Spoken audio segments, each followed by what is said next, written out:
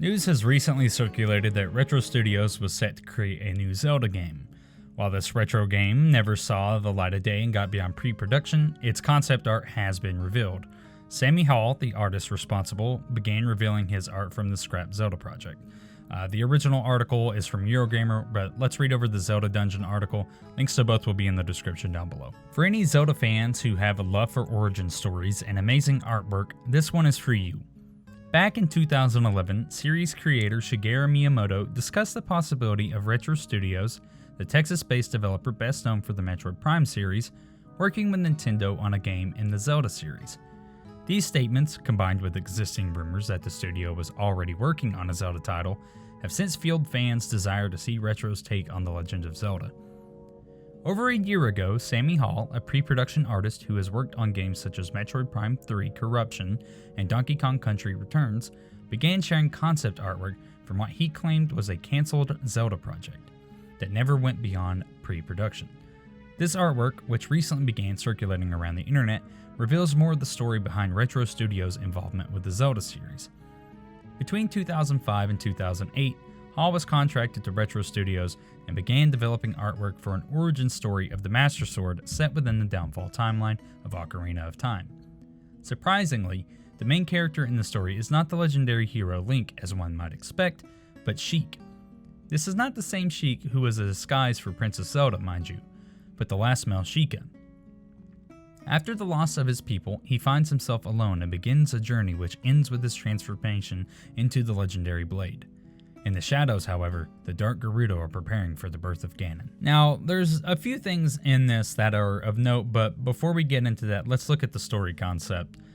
This was set to be an origin story for the Master Sword in the Downfall timeline, with the main character being the last of the Shiekah. At the time of production, sometime between 2005 and 2008, the official Zelda timeline wasn't yet confirmed, and the beginning of the series was still a highly debated topic. So it's very likely this could have been the origin point for the Zelda series. The time period for when these concepts were being drawn up was around the end of Twilight Princess's development, and the next console entry in the franchise wouldn't be until 2011 with Skyward Sword. A lot of the plot points alluded to were things that we saw eventually make their way into Skyward Sword, predominantly the main character becoming the Master Sword at the end of the story has a strong semblance to Fi being the sword spirit. The concept art also shows a lot of inspiration was taken from previous Zelda games such as Twilight Princess, Wind Waker, Link's Awakening, and Majora's Mask. The darker aesthetic and tone, which should be expected from the creators of Metroid Prime, along with all the wolf concept art and beast canon, take heavily from Twilight Princess, and the concept art stating the After the Flood and Valu race could be hinting at a Wind Waker tie-in. This concept could also be what inspired the flooding of Farum Woods in Skyward Sword. The Dark Gerudo preparing for Ganon's birth could also be hinting at a split Gerudo tribe to where there is a good and bad side, so maybe that could have been a B-side plot to this potential Zelda game.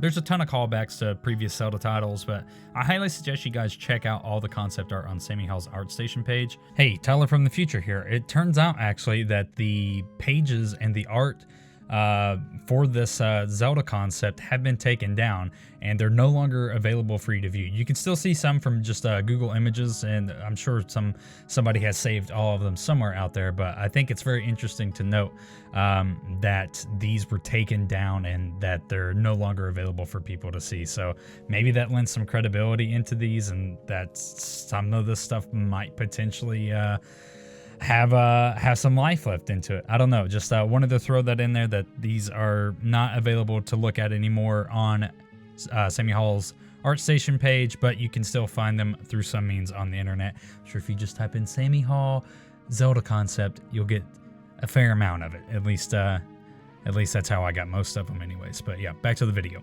They're incredibly interesting pieces. Overall, these concepts are really unique and an interesting look into what could have been a really cool Zelda game. But you guys tell me, what do you think?